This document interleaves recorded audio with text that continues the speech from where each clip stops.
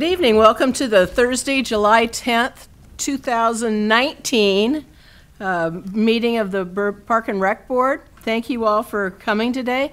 I'd like you, if you would, to please stand with me and repeat the pledge to our flag with me. Hand over your heart, ready, begin. I pledge allegiance to the flag of the United States of America and to the republic for which it stands, one nation, under God, indivisible, with liberty and justice for all. Thank you. All right, roll call. Ms. Lowers? Here. Ms. Bergdorf? Here. Mr. Gassow? Here. Mr. DiPaolo? Here. Ms. Jackson? Here. Thank you. Okay, to start, I'd like to introduce Lupe Santarriaga for announcements. Good evening, Chair Lowers and members of the board. My name is Lupe Santarriaga, and I am currently a senior recreation leader with the City of Burbank Parks and Recreation Department, and it is my pleasure to present tonight's announcements. Come view the talents of our art instructors at the Betsy Lukey Creative Arts Center's upcoming show. The Art Instructors exhibit opens tomorrow and features pottery, painting, jewelry, weaving, and more. Come meet the artists in person during opening night, Friday, January 11th from 7 p.m. to 9 p.m. The exhibit will run 2 weeks and close on January 24th. BMX Bikers, here's an exclusive event for you. Valley Skate Park will be holding its BMX Spectacular on Thursday, January 17th from 4 p.m. to 7:30 p.m. This free event will include contests and prizes, food and drinks, and music. Be sure to have your waiver updated and on file. This event is for all ages and skill levels. Calling all teens, come hang out at our upcoming Teen Paint Night at the Nature Center on Saturday, January 19th from 6 p.m. to 8 p.m. The fee is $20 and includes all supplies, painting instruction, and snacks. Bring home your own masterpiece. This event is for middle and high school age students only and requires advanced registration. No prior art experience necessary. Do you dig Burbank? Volunteer with the Dig Burbank group and work together to keep our parks beautiful and clean. Volunteers help pick up litter and pull weeds. Dig days rotate at assigned city parks on Saturday mornings from 8 a.m. to 10 a.m. The next event is this Saturday, January 12th at McKean Park. Meet in front of the gazebo at 8 a.m. There is no sign-ups required, just bring your gloves and a digging tool. To see the schedule and for more information, visit burbankca.gov/digburbank.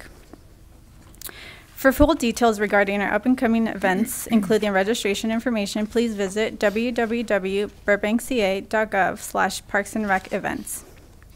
Now here's a few announcements from our sports office. Winter sports season is starting up soon. On your mark, get set, go. Sign up for winter track and field clubs. We are pleased to partner with Fleet Feet and present this year's Little Feet and Elite Feet clubs. Registration is open to boys and girls ages 5 to 13. The season runs from February through early May, with practices held on Wednesday evenings.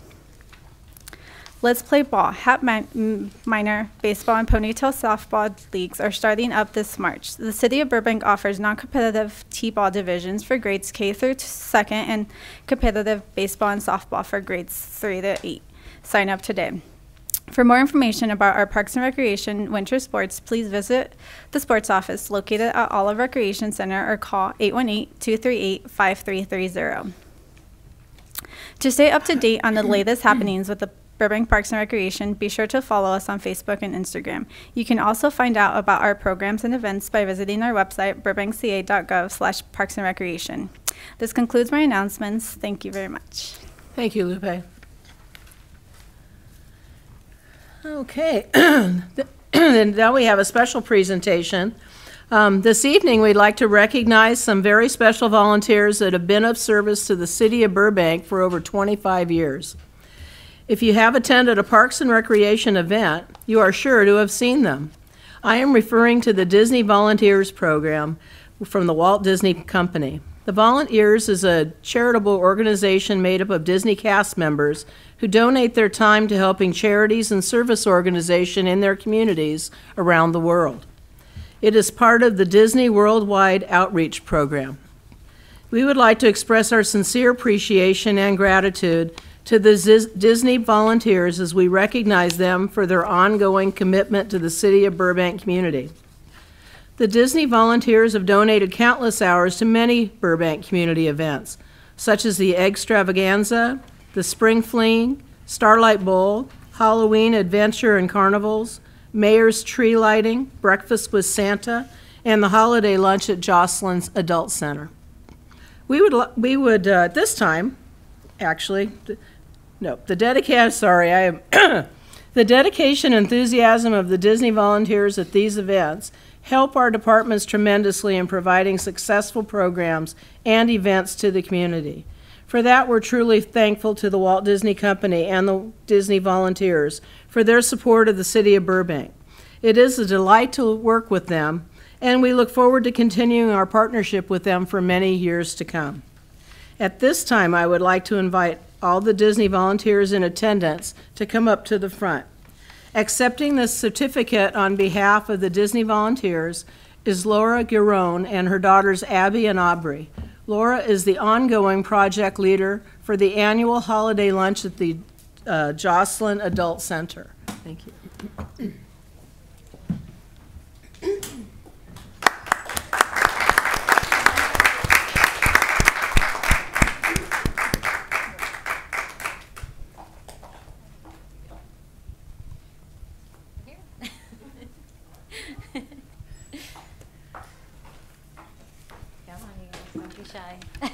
Thank you very much. I always look forward when we go to events to seeing you guys out there in your shirts and helping people and answering questions and really making our events go smoothly. So we really appreciate it. Thank you very much. We love it. We need to turn around and be photogenic. Do this a couple times, just make sure it squeeze in. Huh?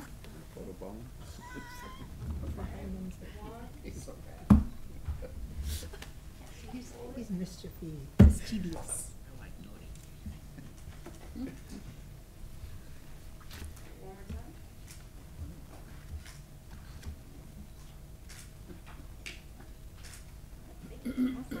Thank you very much.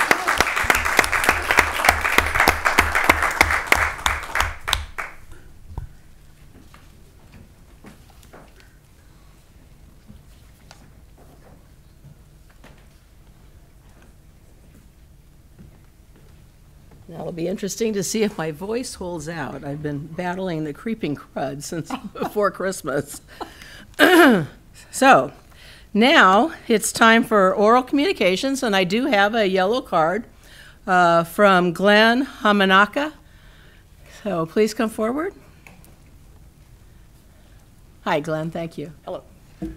Good evening, board members. My name is Glenn Hamanaka. It's my honor to have been selected as a member of the BAF, Burbank Athletic Federation. My goal is to learn as much as possible, as quickly as possible about the board. And I wanted to say that I love Burbank Park and Rec programs, both as a participant and primarily as a coach for the last 25 years. So I'm looking forward to serving on the Federation. Thank you. Thank you, Glenn. Any questions? Any comments from? We thank you for your service. Thank you. Okay, well, is there any other additional response to oral communications? Okay, are there any written communications? None were received. Okay. Any park board comments, including anything on your liaison assignments or, yes, go ahead. Thank you. I'm the liaison on the Burbank Cultural Arts Commission, and I attended the November 29th meeting and this morning's meeting. I have to say this group is very ambitious. They are amazing. At the last meeting, the commission discussed their accomplishments as well as their goals and objectives for 2019. For example, some of the accomplishments in 2018 included creation of a quality newsletter, successful events such as the Asian Pacific American Festival and Pop-Up Pros, working with local businesses and collaborations including with the mall, a new logo, an updated list of arts organization, and it just goes on and on and on. And some of their goals that they discussed are continuing working, painting the signal boxes, community outreach to artists and business with objective of teaching how to include events on their website. I mean, like I said, they're an extremely engaged organization. They also are going to be developing an elevator speech, which I thought was a great idea. And the members are going to be going to the various nonprofits and talking about the Burbank Cultural Arts Commission, their actual mission and their goal, and just exposing art to all the residents of Burbank. So that's my report. Thank you. Anyone else have anything? Mickey. Thank you, Chair Lowers. I just wanted to congratulate the city and our staff for another great Christmas tree lighting ceremony in early December. It was a wonderful evening, and our staff had everything so well organized. It was a wonderful night, so I just wanted to congratulate them on their hard work. Thank you. Thank you. Anybody else have anything? Okay. That brings us to new business, and we're actually going to change the schedule around a little bit to accommodate one of our board members that has another commitment. So we're going to start actually with item number 4, the 2019 Starlight Bowl programming update, and then we're going to go to 1 and continue the rest of the way through. So Aaron Burrows, if you would mind coming up and telling us about this one. Good evening, Chair Lowers and members of the board. I am Erin Barrows, Recreation Services Manager over the Community Services Program. I am pleased to be here tonight and provide you with an update on the upcoming 2019 Starlight Bowl season. On December 11th, 2018, staff presented the City Council with a report discussing the opportunity to expand programming for the 2019 Starlight Bowl Summer Concert Series or season to include up to 21 shows, including the 6 city summer concerts. The Council noted and filed the report by a vote of 4-1. Tonight we bring this item to the board so that you are also aware of this opportunity and can provide any input or feedback you may have. In your packet, you received a copy of the Council staff report, which outlines the increased programming for the 2019 Starlight Bowl summer concert season. In summary, Parks and Recreation received 3 proposals from concert promoters to develop and enhance the 2019 season. Staff evaluated all 3 proposals, and based on the initial review, were intrigued by one particular proposal submitted by Mr. Lance Sterling of Sterling Venue Ventures.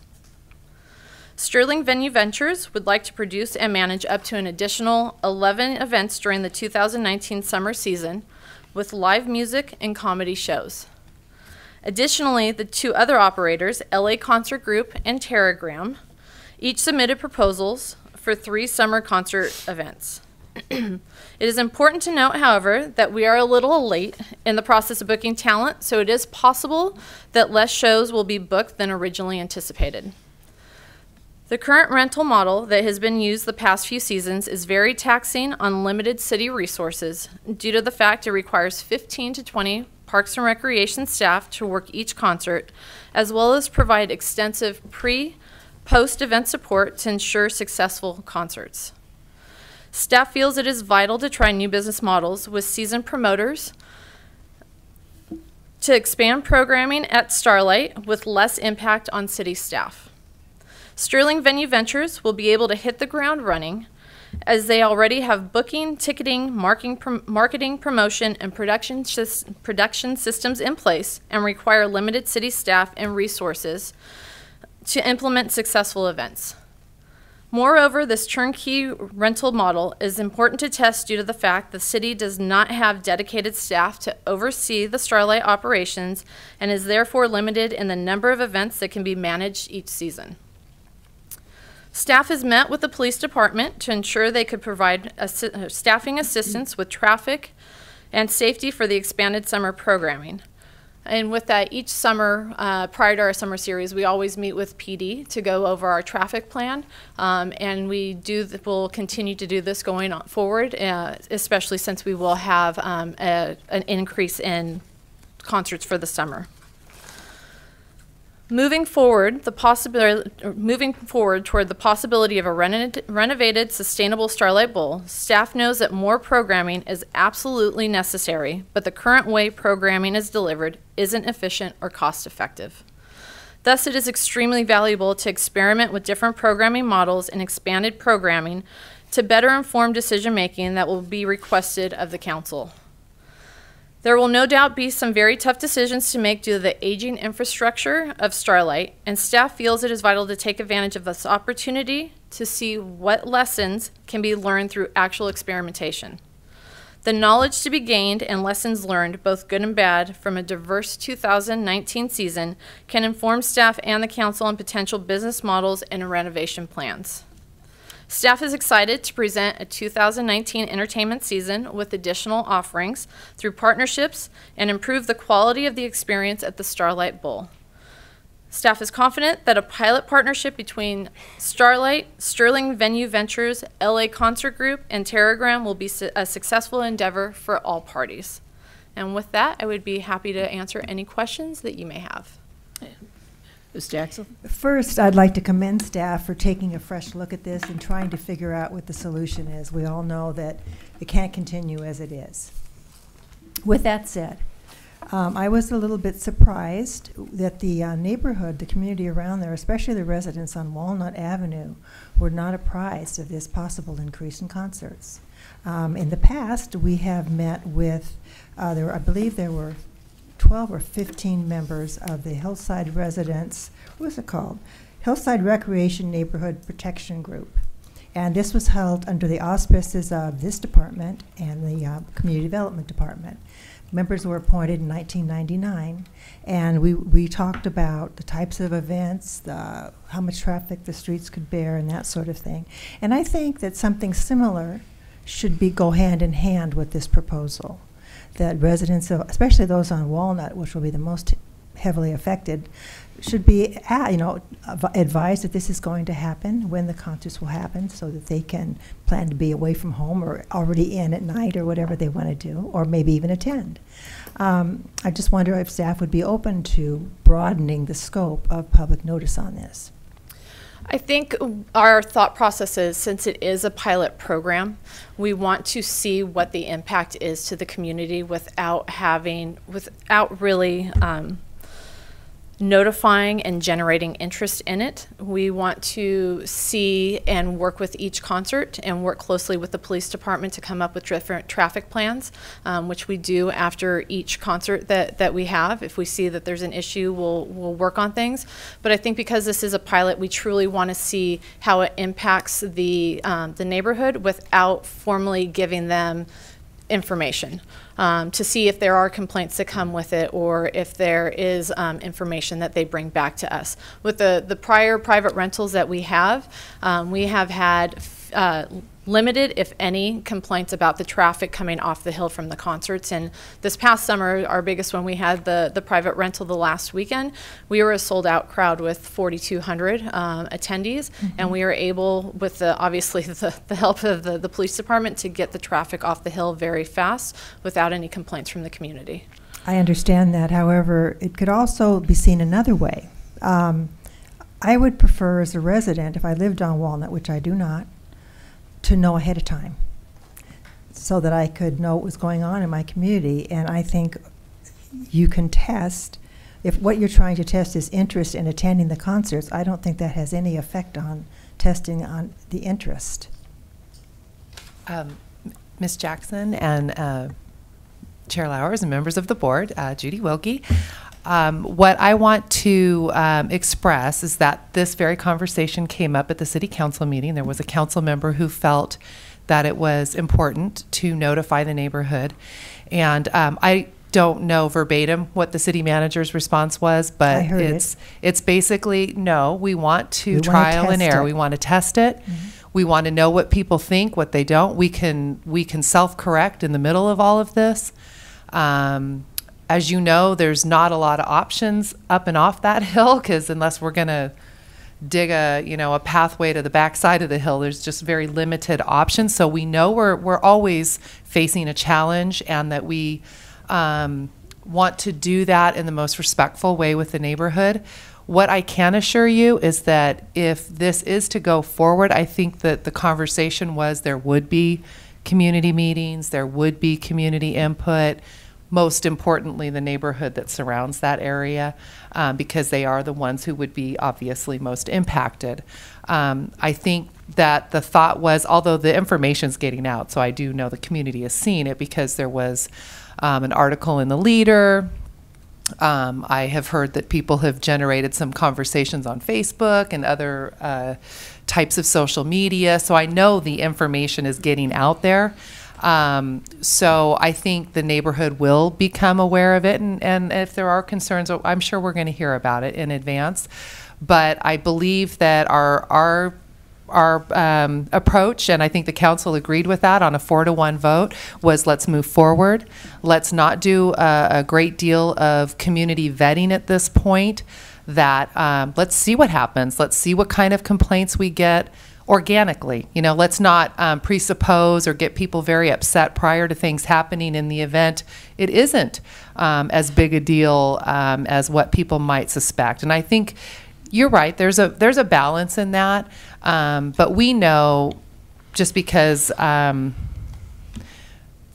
who we are as a community, that moving forward, if we're going to really change that venue, there's going to have to be considerable community deliberation in that process. This really was an opportunity that came to us that felt like it was a really good way with limited city resources to check it and to see what it looks like. We are prepared to handle complaints. We are prepared to address them moving forward. If things happen, we will absolutely address them moving forward. And so I think that we would like to be optimistic, because I can tell you in the, is it 6 years now? So I think I've gone through 6 seasons at the Starlight since I've been the director here. We have never received a complaint. And I think that's because our staff and the police department have done an excellent job of responding. Where we've actually gotten complaints is not the neighborhood, it's people being upset that they were too long in the parking lot, to be honest. And so they've made some adjustments over the years to try and fix that. And I think on most concerts, we've got everybody off that hill in 30 minutes or less. And we're now diverting traffic down both sides. I'm not sure if you know that, but they're going down both sides. They come up one way, come up one way primarily, and then we're diverting them down both ways to kind of relieve the traffic that way. And certain streets are blocked, and they're trying to divert people and down the larger streets and keep people in certain areas to lessen the impact to the best of our ability, knowing it's an impact, but how big of an impact.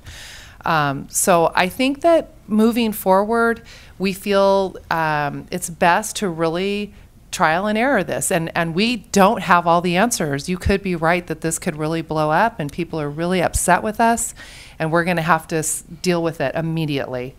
Or we could have a really great experience with minimal concerns and impacts. I don't think that we're certainly seeing this as a really good opportunity to test it.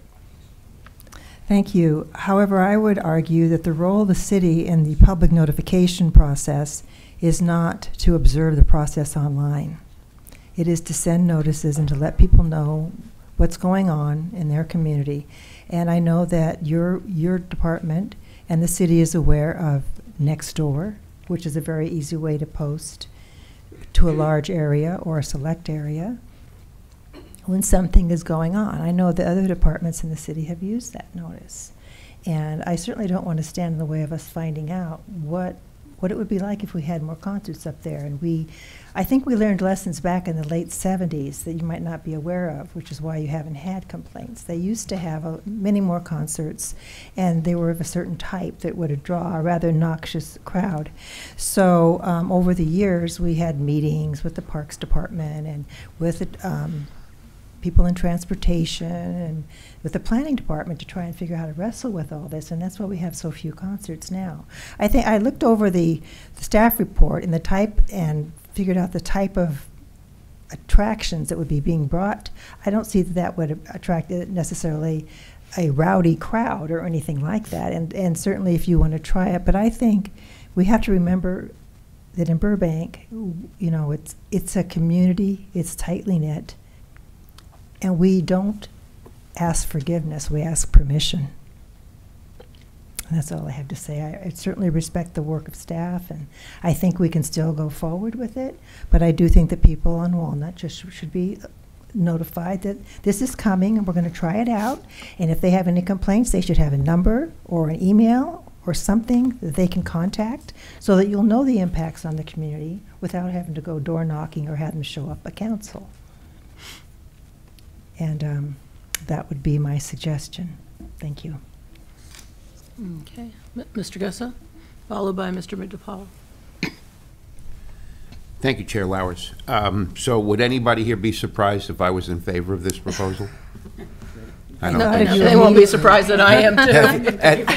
But at the same time, I must say that I also hear what Board Member Jackson has said, and I do have empathy for the citizens in this community, and they do deserve to be heard. I'm on the fence a little bit about how this is working because I think it's an important step for our community. I think, you know, I've said this before, how long can you tread water before you drown? And I think that giving our staff the opportunity to move forward with a program like this and take the tremendous weight off their shoulders to put together a great summer season without the proper tools, I think this is, oh my gosh, I'm excited about it. I hope we can mitigate the issues with traffic, because it's not just Walnut, it's also Cambridge coming down, there's that neighborhood.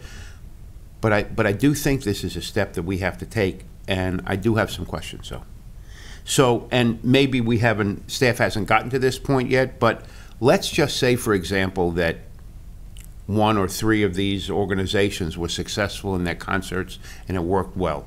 Would we then would the plan be to do away with the city concerts and just, have we gotten there yet? No, I think the feel is that we still want to be able to hold a certain number of our own city events during the summer and work with the private rentals around that. So we want to keep the community feel for the ones that we provide, but then also be able to bring in other acts and bring in people from outside of Burbank as well to see the venue.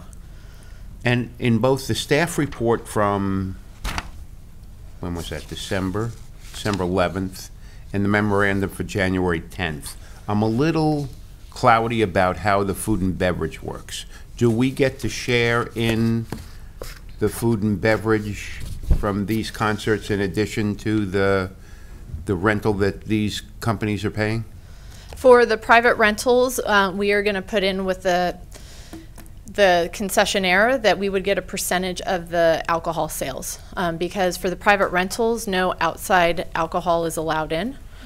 So that's something that we are going to write into the agreement with the rentals or with the concessionaire. Great. And then not last, but so I'm assuming curfew doesn't change? Curfew will still be 10:30.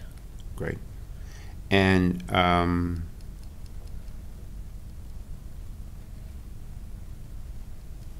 guess it's a little early for my other questions, so I'll save them for another time. But I would personally, just on a personal note, not as a board member here, I'd prefer to see less than 21 concerts.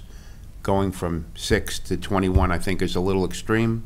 I would like to see us go from 6 to 12 or 14 to get to break this in. That's just my own personal feeling. I think that would be a better thing for our community if we were to do that.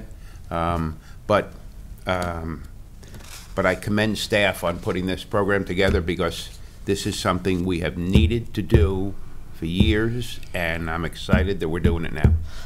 In regards to the number of concerts, as I mentioned, because we are late in the game of reaching out, or for the promoters to reach out, we probably will not be able to reach that 21 this summer. They may, be able to get, one promoter is doing 2, possibly 3, and then another one will do 1, and then our Sterling or SVV will come in and probably do 5 or 6. So we're still going to do our 4th of July and then 5 concerts that we do. So we're looking more in the range of, 15, 16. And we're going to see how that works this summer, and then go from there. So again, this is a pilot for us, so we're testing the waters and seeing how the community responds to it, how the facility and venue responds to it, and go from there. Great. One last question. The 3 companies that we're dealing with today, Yes. do they all have similar methods of operation? Is their talent similar? Are we going to see?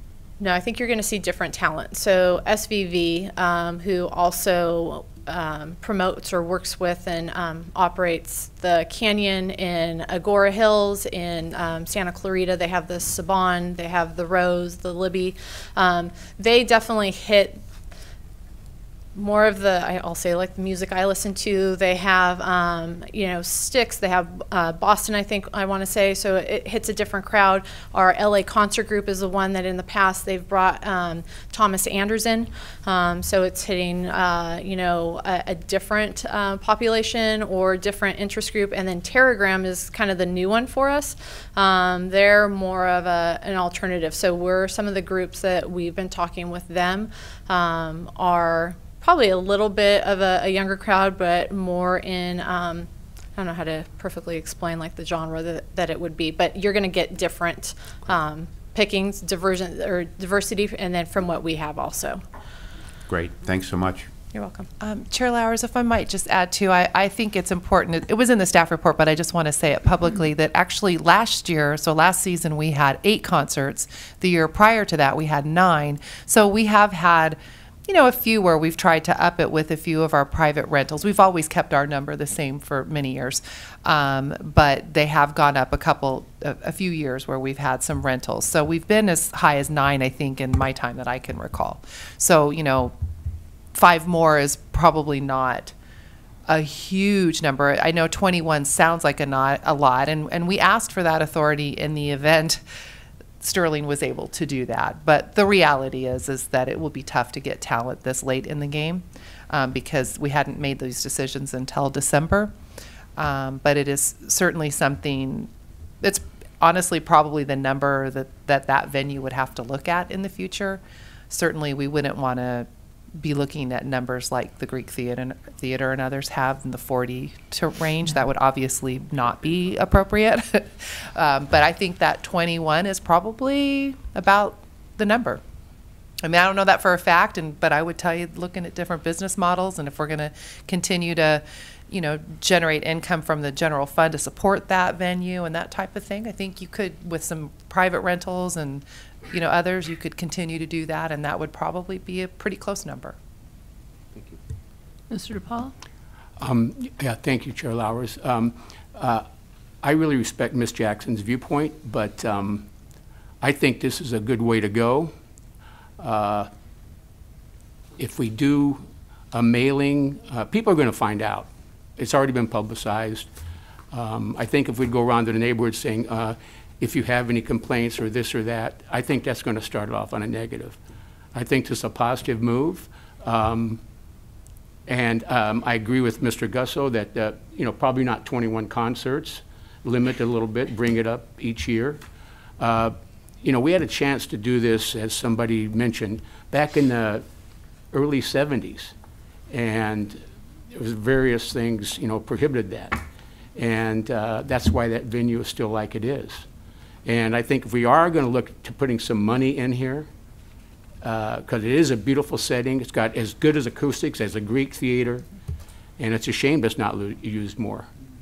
And I really think that our traffic really, it's a lot of traffic, but I think they get out there pretty fast.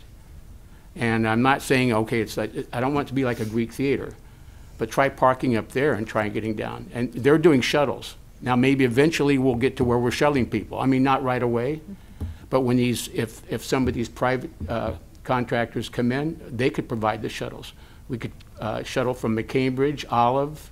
We've just tried like they do. shuttling in the past, actually. Yeah, they tried shuttling. Yeah. Nobody ever wants to shuttle. Well, I think what you do at the Greek Theater, they publicize it, and people go down to where the ponies are in Griffith Park, and they shuttle them up to the theater. And you're back, and the same with the bowl. They Oh, you shuttle mean to the bowl? Yeah, the bowl No, they do it at the shuttles Greek from- Theater too, from Oh. the ponies.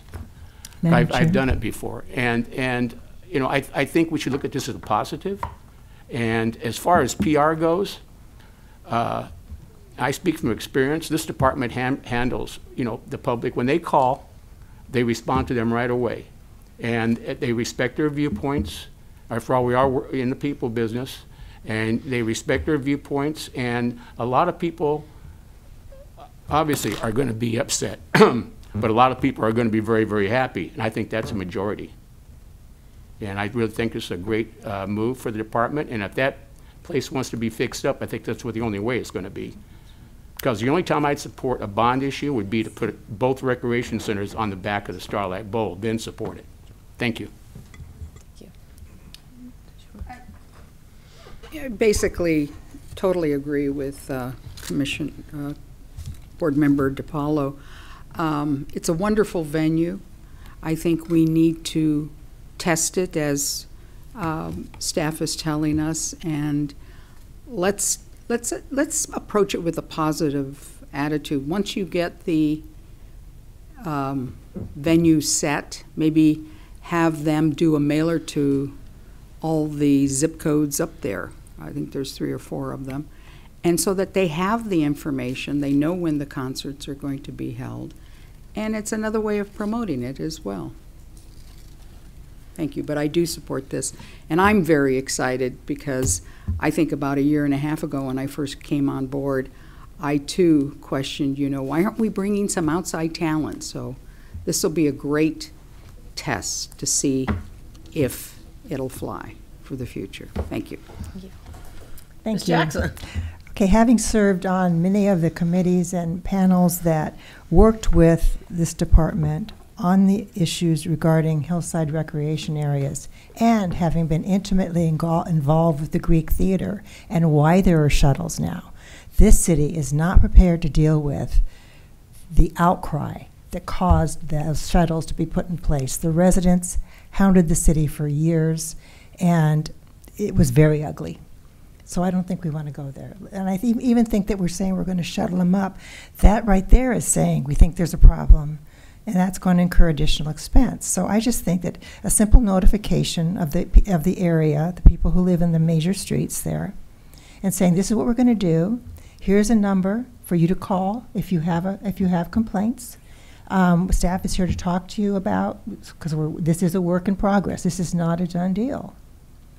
Because we want to certainly avoid what they had to go through in the city of Los Angeles around their theater.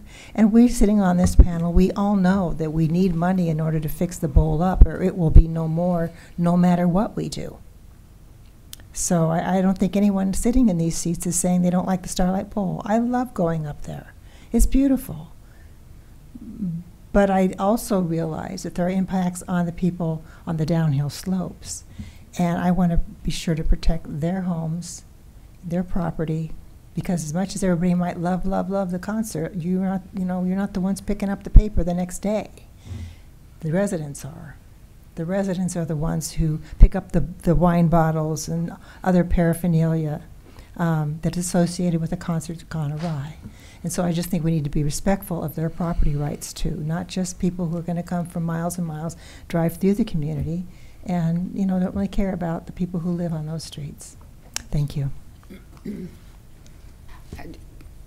Judy, can you tell us, have we had problems with needles in wine bottles and these types of things along wine bottles Walnut, from my own front yard. Down Walnut? Because I live on Delaware, and I have not seen any issues because I tend to walk up and down. Well, that's because the Delaware hilly cuts area. off at John Muir Middle School. But what I'm saying is the next day I'm usually walking up and down.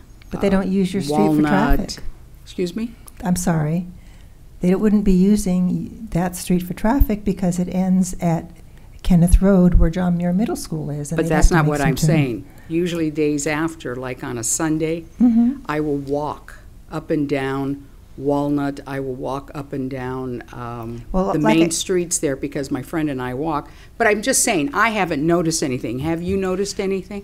What I can tell you, Board Member Bergdorf, is that we have not received phone calls regarding complaints about trash, any kind of trash, regardless of whether it's wine bottles and other things. I'm not going to say it doesn't happen. What I'm telling you is that we have not gotten those phone calls. That's because they go to the Community Development Department. They used to go to Barbara Lazar, but then she retired. And to be honest, I still see violations all the time of the rules that were established for the castaways regarding what kind of trucks go up and down the street. But I do not have time to stand out there all day and take down license plate numbers and call the city. And it's not that bad. It's 3 or 4 trucks a day. You know, it's reasonable. But those calls are actually going to the Community Development Department, if they're even happening anymore. I feel like the Community Development Department would forward Starlight Bowl related kinds I of think they would, questions to too. us. I hope they would do that. I will definitely check with Community Development, because I would certainly hope that they would send that information our way, because we want to know. I mean, Yeah, we want to sure. be good neighbors.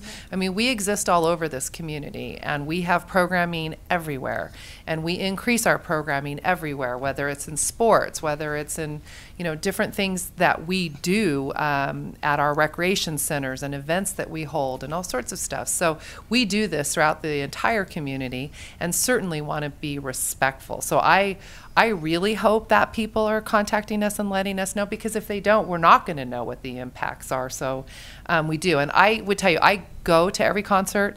I do live right below where this all happens. Actually, I have more impacts from the high school kids than I have from anybody, would sympathize, but I live next castaways to or Burroughs. anywhere. So I will be honest about that. I have that impact more than anything. But we are going to do a really good job to really check it, because if we're not getting the phone calls, it's good to know. We should drive the areas, and I live in the area and can do that, because we do care. We don't want to harm our neighbors anywhere, and that's not just the Starlight Bowl. That's all of our facilities. We're very conscientious about that at our parks and our facilities, and we try to really work hard with our neighbors. And sometimes we can't always come to the exact solution they want us to, but we certainly do our best to mitigate and to be responsive and to come to some form of solutions that at least give them some break in whatever the situation might be. Go ahead. I'd like to request Neil Young and, let's see, Emmylou Harris at the first concert. She quit touring. Is that possible? I think she's quit touring, to my husband's great disappointment. I'm perfectly fine with Queen Nation and There was a so, line in these. and I'm going to weigh in because I absolutely love the Absolutely. Starlight Bowl. I was confused when I read it whether that 11 concert included R5 or not, so that's 11 in addition to R5. Correct. Yes. And then the other thing, my other question is the monies that is generated from those additional rentals, are they being earmarked for anything in terms of future fixing of the bowl or towards the future of the bowl as opposed to just going into a general fund? The way that the budget works is that when we generate additional revenue at the bowl, we have to request it in that following budget to have it stay with the Starlight Bowl. And it could be used for a variety of things: marketing, better concerts for our series. It could be used for a variety of things.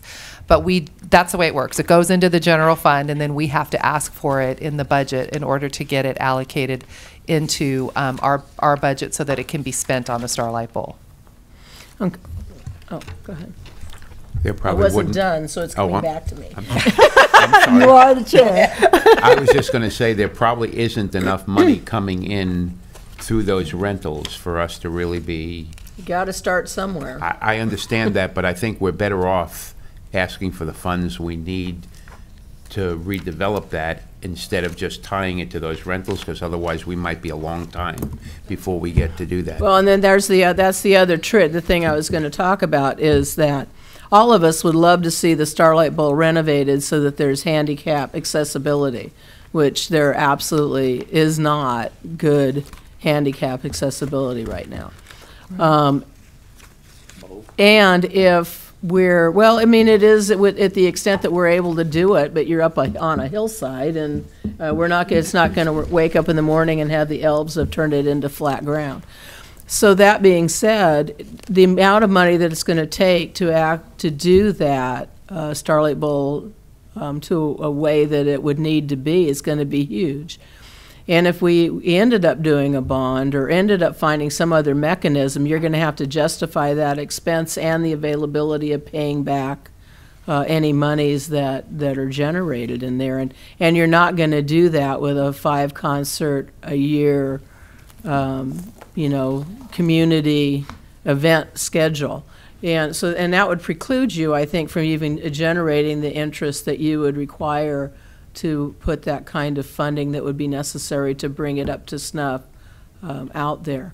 So I applaud what's moving forward and taking baby steps to see, what it will bear. I worked in the police department back in the day when we were having some things up there that made it very challenging from a law enforcement perspective, and I can't even imagine what the neighbors had to put up with back in those days. Well, I can't imagine because we were out responding to those calls. From my own experience, both law enforcement and someone who goes to Starlight Bowl, the one that generates the most trash and problems in the city is the 4th of July one.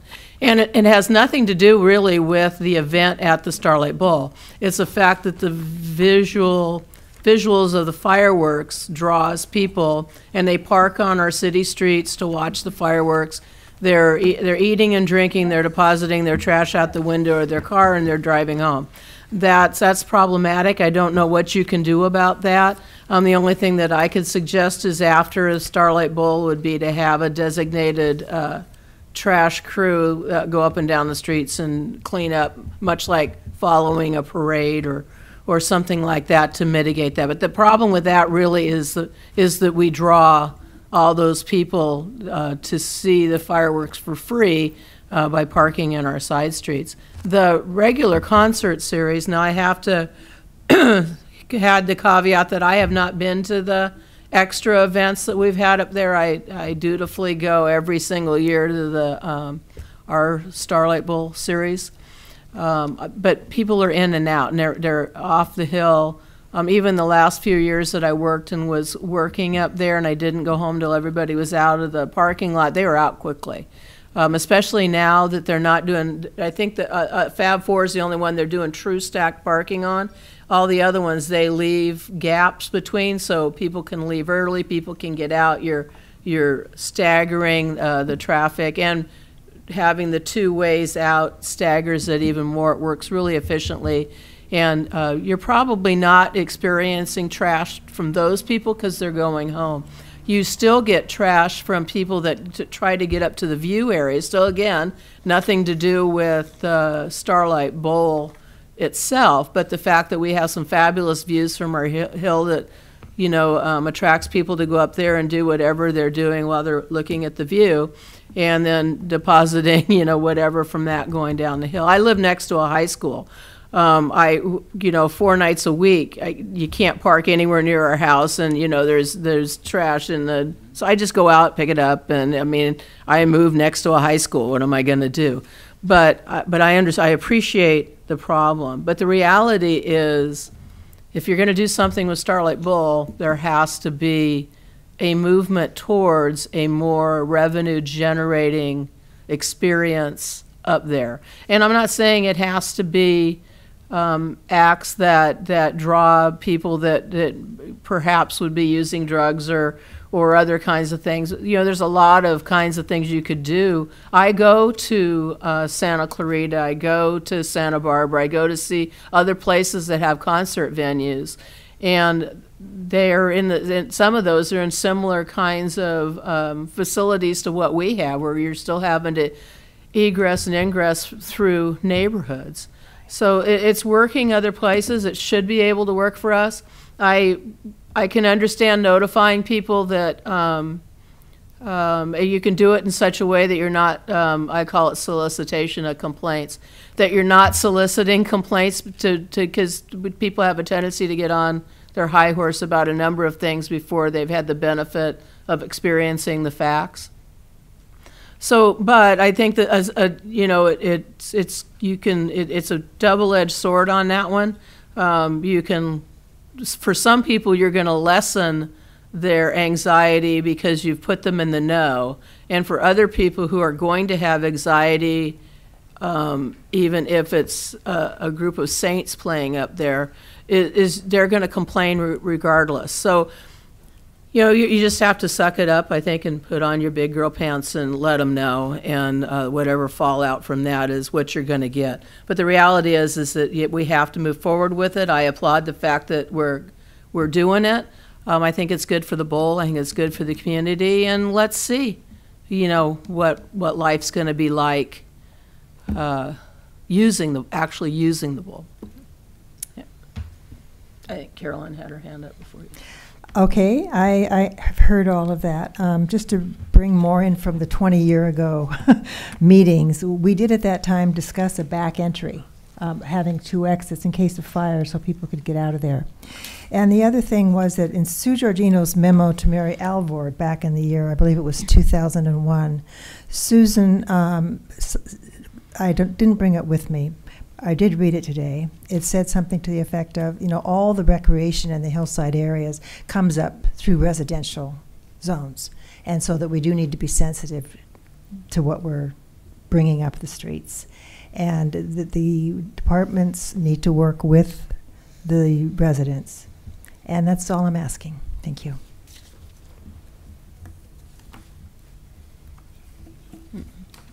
Did you want, that was your question? Oh, you still want to talk? Okay.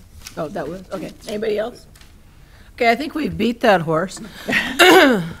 Thank you. Thank you very much. And it's going to be difficult going forward, and I appreciate the fact that we can have this kind of engagement from our board, because it's the same kind of engagement, because we all live here, we all represent those interests. It's that same kind of engagement that we're going to hear from citizens, you know, once this gets going on. So it just gives you a good, healthy, you know, discussion, so that it puts a lot of things on the plate that we all can have in mind. Let's meet at the bowl. Let's go up there. I love the season. As soon as the season starts, I'll walk. I can't wait. I'm already thinking about it. Is it July yet? Yep. Okay. So that was that. And now Marissa Garcia is going to come up and talk to us about the Grove Theater Center annual report. And I can't believe another year has gone by and I did not make it there. Good evening, Chair Lowers and board members. I'm actually just going to briefly introduce this item before I ask a representative from the Grove Theater to do the annual report. So just briefly, the city has had a relationship with the Grove Theater since 2000, when through a request for a proposal process, they were selected to operate the Grove Theater. We're now in the beginning of the 4th year of a 5-year extension, which is scheduled to terminate in the year 2020. So the staff report that was provided to you this evening in your packets outlines their goals and objectives, as well as rent summary and just some of their accomplishments and their projections that they completed this last year. And overall, they were in substantial compliance of their obligations with the city. And I will now like to introduce Kevin Cochran to come up and present the Grove Theater's annual report. Thank you. Good evening. Welcome. Good evening. Thank you very much. It's good to be here. I kind of have the same feeling. It's been a year. We've had actually a very busy year, which has been great.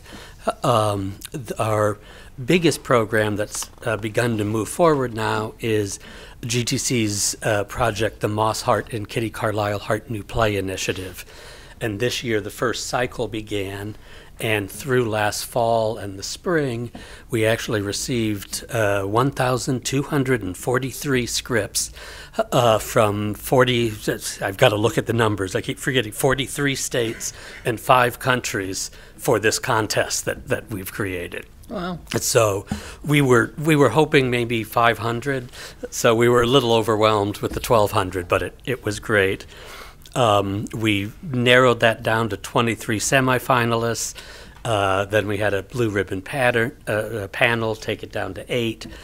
And then the final 4 were awarded the bronze medallion, and we did readings of those at a theater in New York called 59E59 Theaters. And so that happened in July. Then based on those readings, we all got together and talked again, and we chose 2 of those plays to be the silver medallion winners, and then they just received full productions at GTC here in Burbank.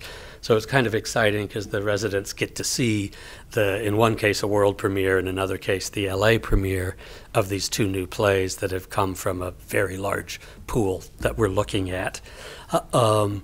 The productions went well. We did them. We'll decide whether we're going to do this again, but we did them in rotating rep, which meant that we would do one play for a couple nights and then we would switch over and do the other play. And while that was great for our audience, and we had people come in from New York and people down from the Bay Area who would come down, stay at a hotel for a night or 2 and catch one play one day and then the next play the next.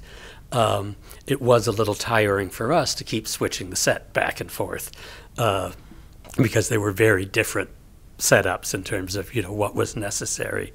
But on the whole, I think it worked very well for us.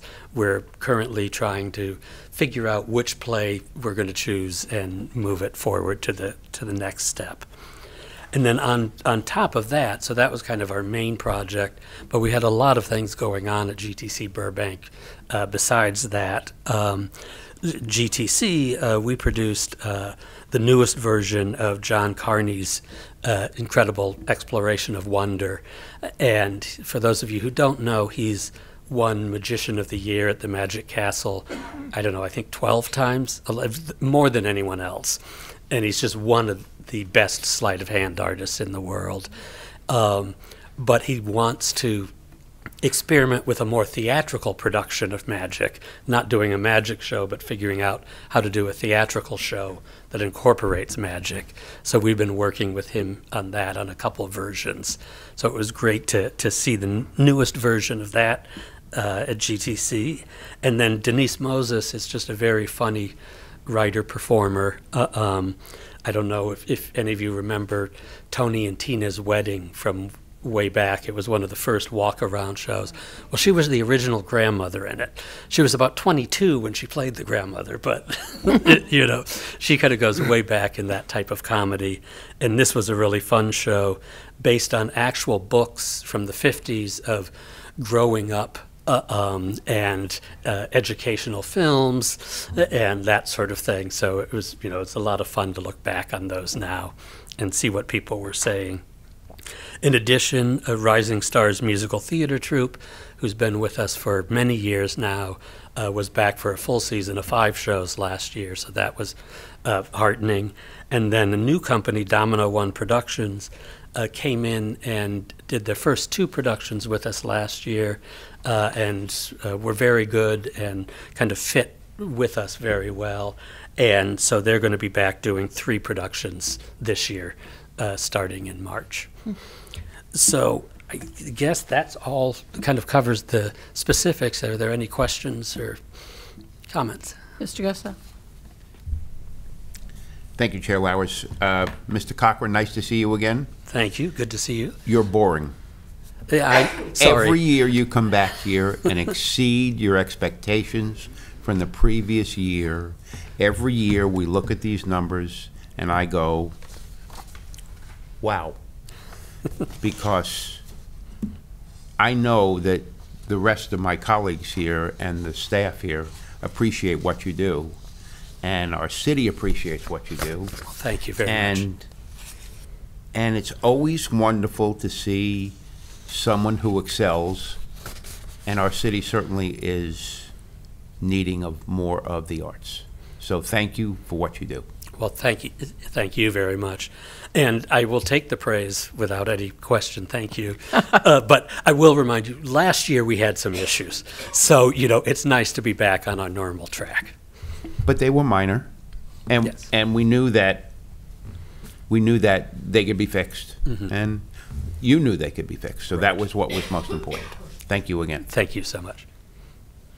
Yeah, thank you very much. I especially love the ones that, all the things we do for youth, because getting them involved and interested in the theater is so necessary in the, because my other thing when I'm not going to the Starlight Bowl is I truck off to Amundsen and Pantages, and I once a year I go to New York and try to see a handful of plays all at one time. So Right. very much needed that the young people get involved and understand how that stage plays work instead of just movies and video games and things like that. So it's I definitely fabulous agree. entertainment. Yeah, it's a great process.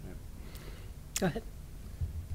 Thank you again. So I have to rehash something though. Tony and Tina's wedding. Yes. Was that the production that they did at the Elks Lodge down on Highland? No, that was, I don't know whether it was Tamara or Tamara. Oh, I'm it not was sure how you right, pronounce it. okay. But that was that. Yeah, That it was John Tamar- and it was Joanne's Tamar- wedding. It was tomorrow. Yeah. Okay. Was that- Thank you very much. Thank you so much. Thank you. And now it brings us to the Burbank Athletic Federation Board appointments. Diego Savalas.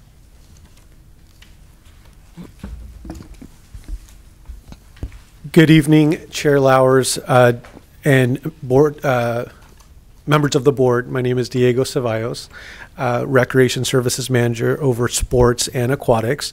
I'm here this evening to provide you a very brief report on the vacancies that are currently in the Burbank Athletic Federation Board and our recommendation for their appointments. Currently, there's two BAF board vacancies for a term of 3 years beginning January 2019. We began the process of advertising for a 30-day period in October 2019.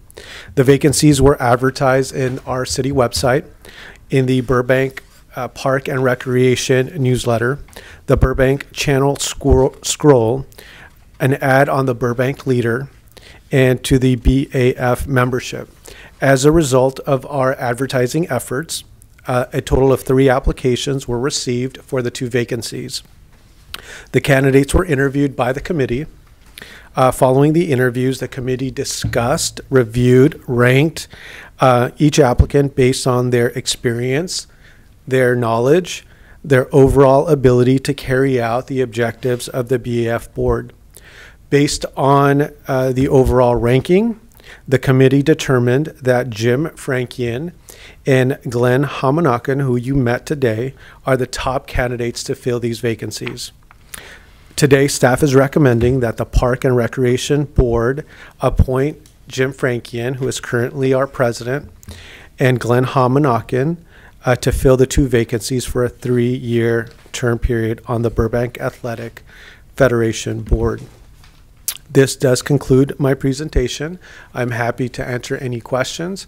And I have to just pause for a minute and thank Glenn for being here tonight. He brings a wealth of experience. He has an analytical mind that will serve us well. And I feel that he will challenge us to greater levels and be able to be a greater support to the sports staff. So we're incredibly happy that he put his hand into the ring for this nomination. And we're also really fortunate to have had Jim as our president. He kept us focused, he challenged us, and he ensured that we stayed on track in meeting our goals. So with that being said, I'd be happy to answer any of your questions. Okay, have any questions? Okay, I think we have to vote, right? So do I have a motion? I make a motion that we go along with the board, the BF board members in the interview committee, that we name Jim Frankian and Mr. Hamanaka to the Burbank Athletic Federation Board of Directors. Do I have a second? Second. Okay, we have a motion and a second. All in favor? Aye. Any opposed? Okay, motion carries. Great, thank you. Mr. DePaul. First of all, thank you to Diego for conducting the interviews and heading the board up. And this process was started a number of years ago, and I think it really works. At first, I was against it, I'll admit it, but now we have people the quality of Mr. Frankian, Karen Sartoris, and all the people that are on our board now, and plus Mr. Hamanaka, who has literally walked the walk. He's coached, he's participated in the program, his children have participated in the program, so now he's stepping up to even serve even more. And so I commend you for that, Mr. Hamanaka, and I wish you the best. I know you'll do a great job. And thanks again, Diego. You're welcome. Thank you. Thank you. And that brings us to staff safety training. Kristen? Good evening, Chair Lowers and members of the board. My name is Kristen Hypley, Administrative Analyst in the Parks and Recreation Department. Tonight, I will be providing the board with an update on our department's staff safety training as it relates to an active shooter situation. FEMA defines an active shooter as an individual engaged in attempting to kill people in a confined space or populated area. While recent tragedies remind us that these incidents are often unpredictable, we can be proactive and prepare and develop an emergency action plan to better manage our response. At the request of the Parks and Recreation Department, the City of Burbank Safety Office introduced an active shooter training program in February 2016. The first training was facilitated by the Burbank Police Department staff and was attended by recreation managers, supervisors, recreation coordinators, senior recreation leaders, and administrative staff. During the training, staff was directed to evaluate current response concepts, develop plans, and capabilities for coordinated responses to active shooter incidents. Due to the police department staffing limitations and availability, the safety office has now identified a consulting firm named Occupational Safety Training Systems, who are considered experts in their field as it relates to health and safety and risk management in the workplace, to conduct ongoing active shooter trainings. The trainings are offered citywide 3 to 4 times a year. As a result of these trainings, several of our program sites have created an emergency action plan, and a sample emergency action plan was included in the staff report as Exhibit B. The emergency action plan is outlined into 3 categories as run, hide, and fight. Within each category, staff is to identify where an incident could occur and determine where they would run to evacuate the situation, followed by outlining potential hiding locations, and finally identifying possible items to use for defense, the fight. While we understand that active shooter situations are unpredictable and there is no way to have a perfect plan in place, developing a plan will make sure that the run, hide, and fight tactics are in the front of staff's mind. By annually updating or looking over the emergency action plans and enrolling staff in yearly trainings, we are better equipped to feel slightly more prepared should an emergency situation occur. Furthermore, all employees have access to view additional resources on the city's intranet Burbank Employee Network. These resources include an instructional training video and a sample emergency action plan. The Parks and Recreation Department is committed to providing training that will prepare staff to effectively respond and help minimize loss of life in the event of an active shooting situation. We continue to work with the Safety Training Office to compile a list of all of the employees who have participated in the training, and we submit an emergency action plan for every facility. This concludes my report, and I am happy to answer any questions that you might have. I'm glad that we do something with this, and we do it frequently during the year. The challenge is to do it often enough that employees are comfortable enough with it that dealing with it becomes something where they mentally revert to training, because your initial response is panic. And the more you train for something, the more your body tends to go for the training mechanism. Right. So, it would just be something, we do the training, but it should be something probably that on a monthly basis, at least a conversation is had between supervisors and staff. And just to getting into the little things that you always think about is where your exits are, where your safe zones are, what you're going to do, to have that always in your mind, what you're going to do in the event of not just an active shooter situation, but any kind of an emergency. Right. It's just that kind of emergency preparedness that we should be doing is, if this happens, what would we be doing? And talk about those things often, at least on a monthly basis. And we'd just be that much better protected in the event something, no matter what it is, happens at one of our sites.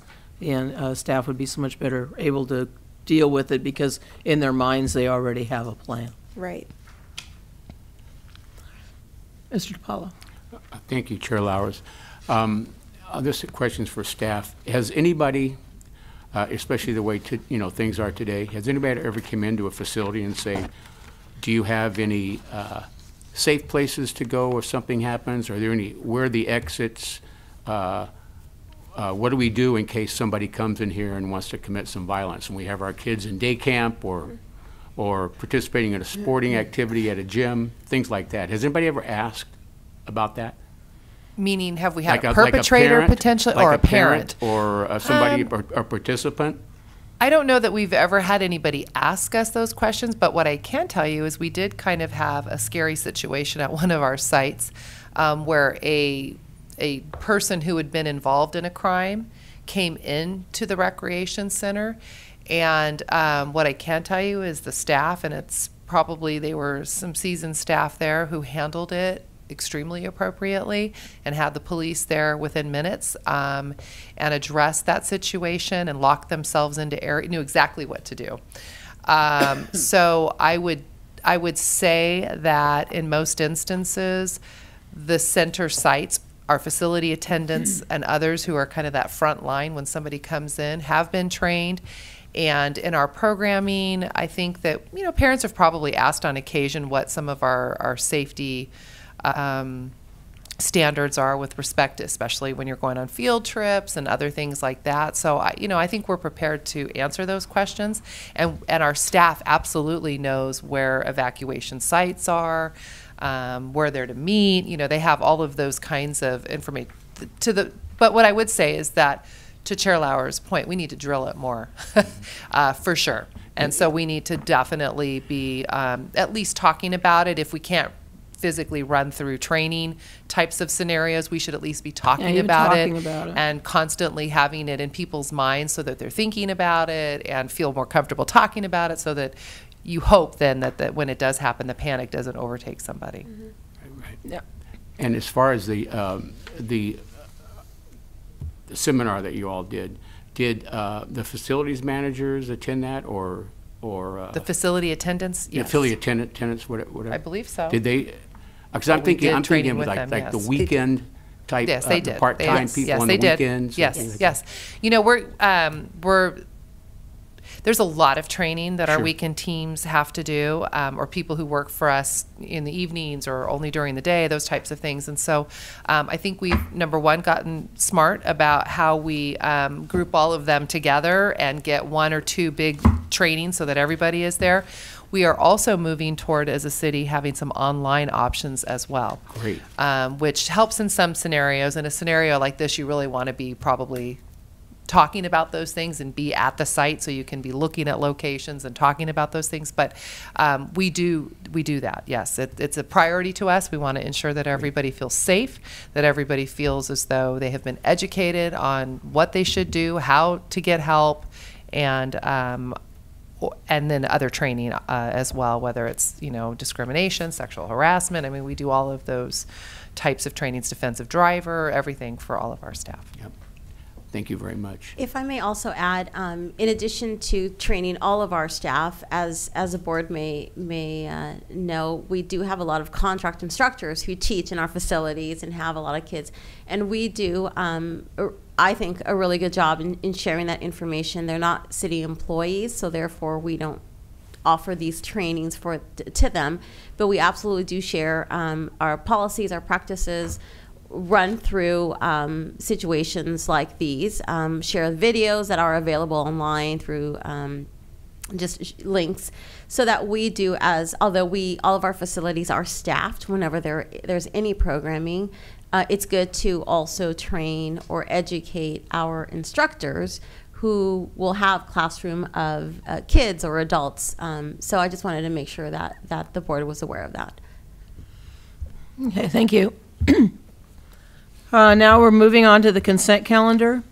The consent calendar tonight consists of the approval of minutes from the November 8th meeting from 2018, City Council agenda items update, contract compliance, Park Patrol report, fiscal year 2019 to 20 budget priorities, departmental operations update. Does anybody have any of those things that they feel the need to pull and discuss? And if not, I'm willing to entertain a motion. I'd like to make a motion that we accept the consent calendar as written. Second? I have a motion and a second to accept the consent calendar. All in favor? Aye. Any opposed? All right. And this is time for our second period of oral communications. I have no cards in front of me. This is now additional comments from the board. If anybody has anything else they'd like to say. Thank you, Chair Lowers. So I just happened to be walking in a supermarket today, and I was stopped by a friend of mine who was raving about our staff at Overham. And she has a 4-year-old little girl who's been involved in programs for the last 2 years. And she also made comment last year as well. And I asked her for the names of the people that she was talking about, and she didn't have them, but she's going to get them and she's going to forward them to me, because she said, she raved about them. She just said how wonderful it is that they take such good care of us. They take such good care of my daughter. Just thought I would relay that. That's always nice to hear. And now an introduction of new agenda items. I do have a question. DeBelle, so the restaurant up there is closed? No. Okay. No. There was not a day missed in that operation, so the entire facility has now transitioned, including the restaurant, to Touchstone. They had previously already had taken over the golf course, the par 3, the driving range, and the maintenance of the facility. And then on just January 1st, they took over the restaurant operations. So I had been given information of some people that had gone up there and it had been closed, or it was closed at least when they went up there. So they were concerned. Was there an issue over the weekend maybe? No. Oh, it could have been we gave the prior operator a period of time to remove all of his belongings and those type personal property from the facility, and it was closed on a weekend. So it's possible that that's when they were there. If you know the time, let us know, and we'll make sure there wasn't Well, I a problem. covered it. I said that, But I'm assuming that's what it was, is that there was a short period of a transition, but I think we started operations on January 1st. So, and I will say that while the previous operator was sort of slowly downsizing to that December 31st date, there were quite a few dates that the restaurant was closed. Okay. And is there someone that's a part of that new operation that people should be directed to that rented the facility in the past for things like the Burroughs Burbank alumni group? And they are taking reservations immediately. So. Okay. Because they were all concerned they didn't know who to talk to. And Meredith is her name? I'll get it from you after that. I won't take up meeting time with it. Okay. Well, there being no further items, I declare this meeting adjourned.